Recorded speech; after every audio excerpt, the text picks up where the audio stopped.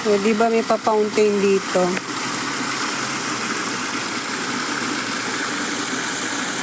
Dito kami sa kasama kong Pinay.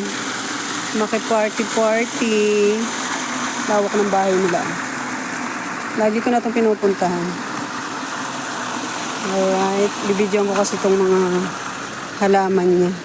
Ayun siya nakaupo. Ito bahay nila. Ang laki. Yan. Dito maraming halaman. Diba? Yan. Matyaga siya.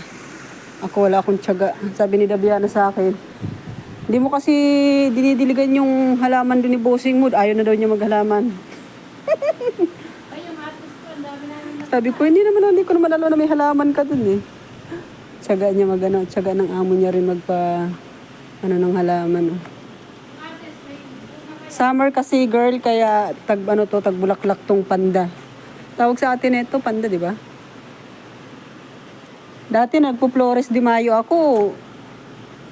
Kuha ko yung mga halaman na yan eh. Mga bulaklak na yan. Di ba ang ganda? Atis? Sana all. Di ba?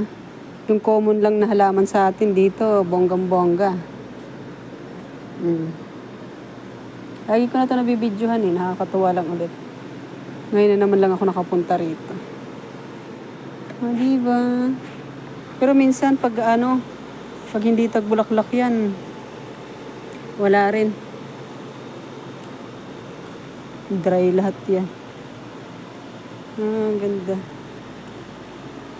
Laki ng bahay niya. Pati likod pala malinis eh. Sana all. Alright. Ganda, di ba? Bihira ka lang makakita ng ng dito. Halaman. Ito oh. Yung bata pa nagpo-Flores de Mayo kami. Ayan oh. Pang saboy-saboy na bulaklak. Di ba? Halibas hindi ako nakakita ng mga bulaklak sa bahay eh. Halaman dun, plastic. Alright, laki ng bahay nila. Okay, pasok na kami.